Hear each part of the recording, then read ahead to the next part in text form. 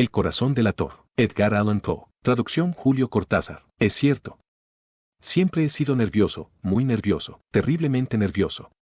¿Pero por qué afirman ustedes que estoy loco? La enfermedad había agudizado mis sentidos, en vez de destruirlos o embotarlos. Y mi oído era el más agudo de todos.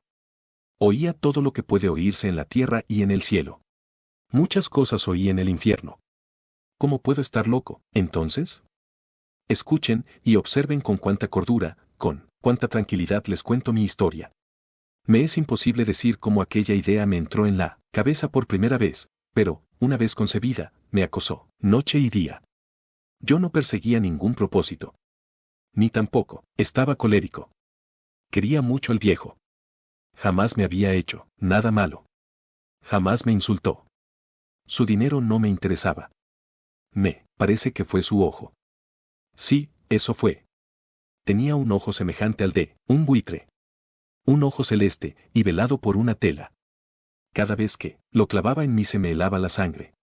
Y así, poco a poco, muy gradualmente, me fui decidiendo a matar al viejo y librarme de aquel ojo para siempre. Presten atención ahora. Ustedes me toman por loco.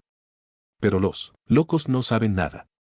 En cambio, si hubieran podido verme, si hubieran podido ver con qué habilidad procedí, con qué cuidado, con qué previsión, con qué disimulo me puse a la obra.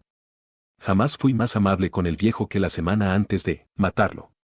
Todas las noches, hacia las 12, hacía yo girar el picaporte de su puerta y la abría, tan suavemente.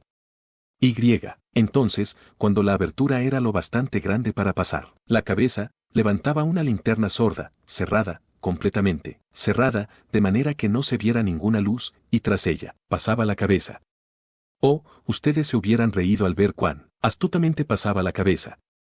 La movía lentamente, muy lentamente, a fin de no perturbar el sueño del viejo. Me llevaba una hora entera introducir completamente la cabeza por la abertura de la puerta hasta verlo tendido en su cama. ¿Es que un loco hubiera sido tan prudente como yo? Entonces, cuando tenía la cabeza completamente dentro del cuarto, abría la linterna cautelosamente, tan cautelosamente.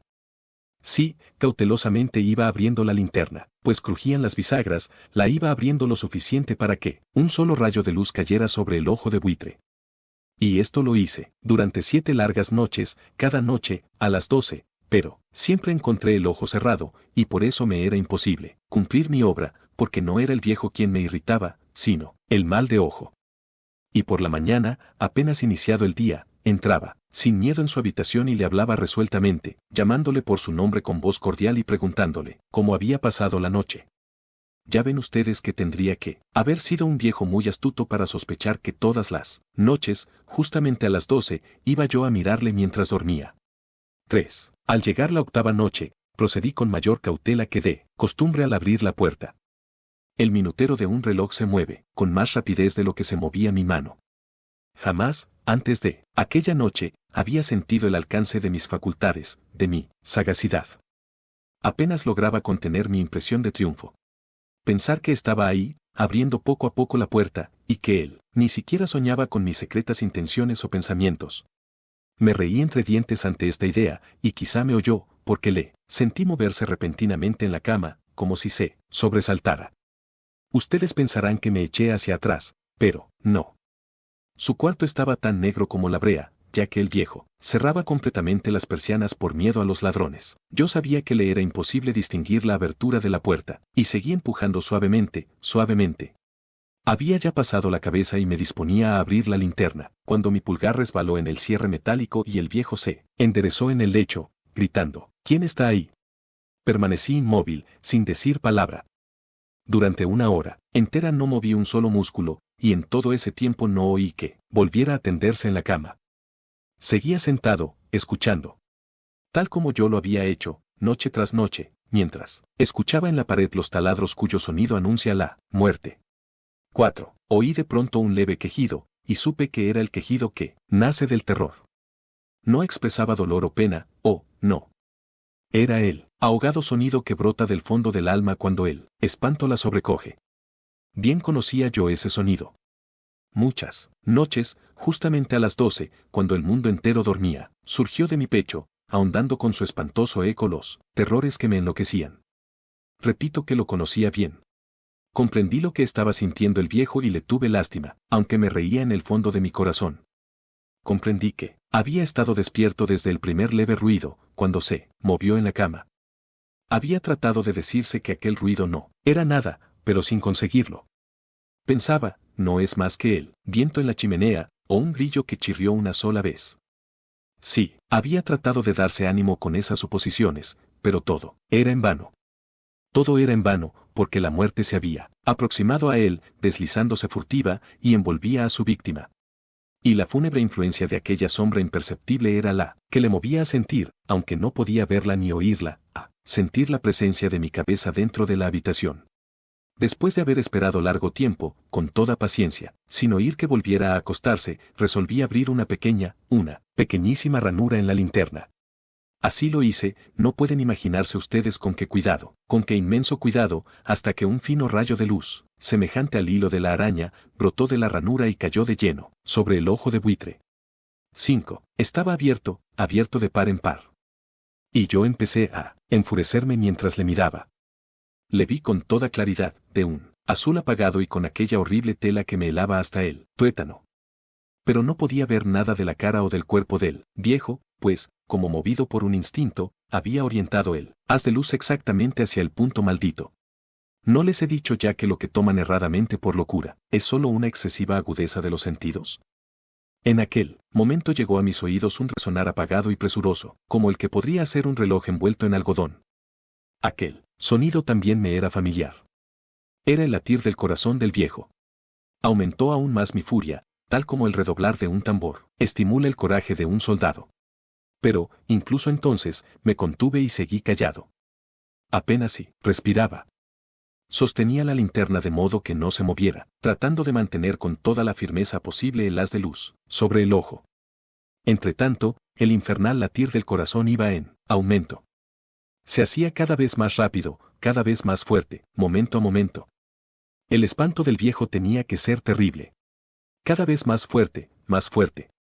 ¿Me siguen ustedes con atención? Les he dicho que soy nervioso. Sí, lo soy.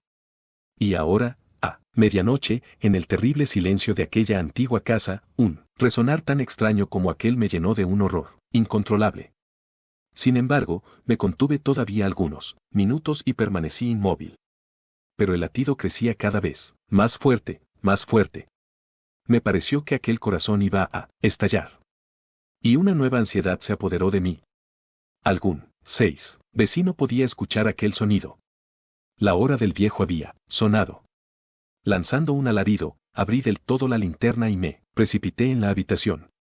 El viejo clamó una vez, nada más que una vez. Me bastó un segundo para arrojarle al suelo y echarle encima el pesado colchón. Sonreí alegremente al ver lo fácil que me había resultado todo. Pero, durante varios minutos, el corazón siguió latiendo con un sonido ahogado.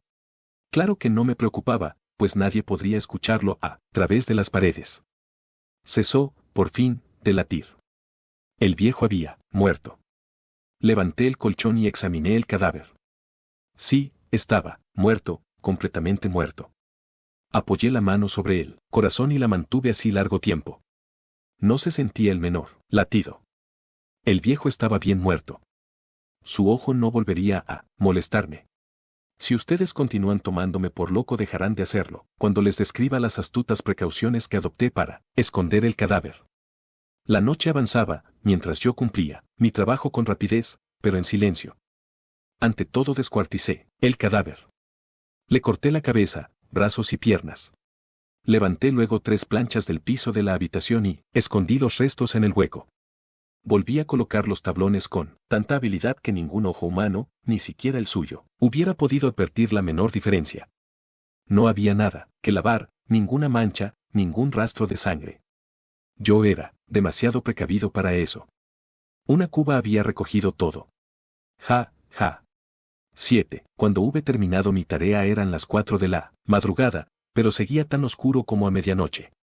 En momentos en que se oían las campanadas de la hora, golpearon a la puerta de la calle.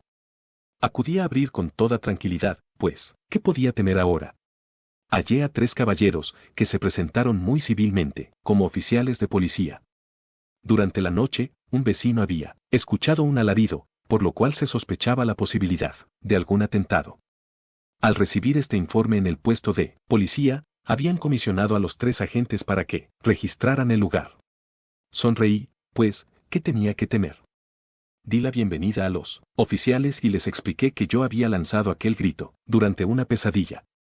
Les hice saber que el viejo se había ausentado a la campaña.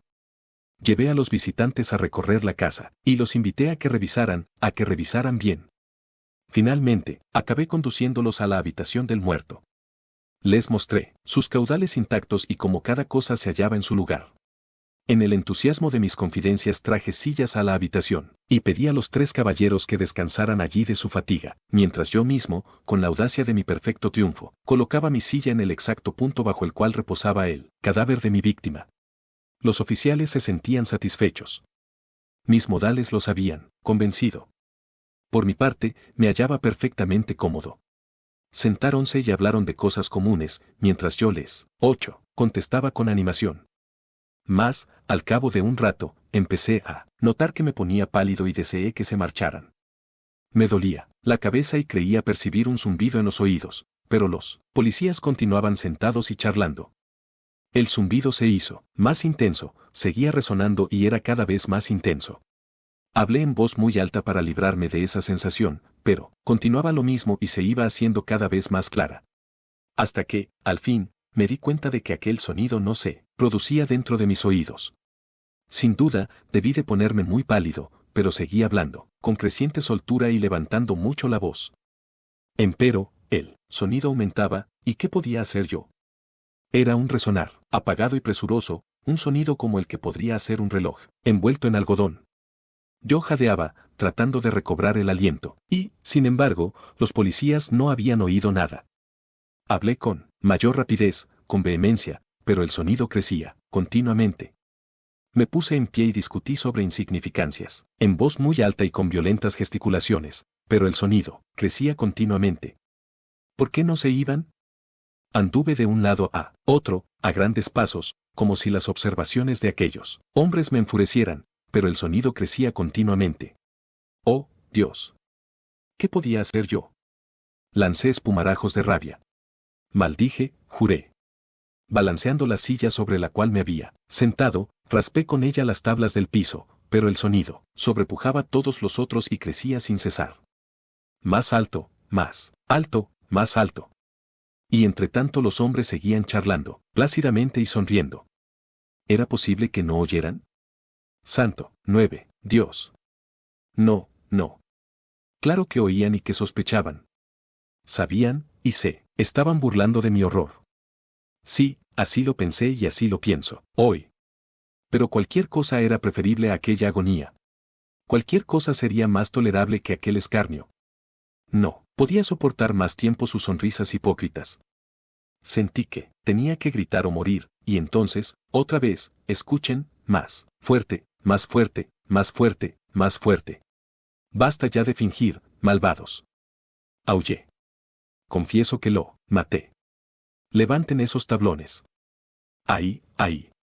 Donde está latiendo su horrible corazón. Fin.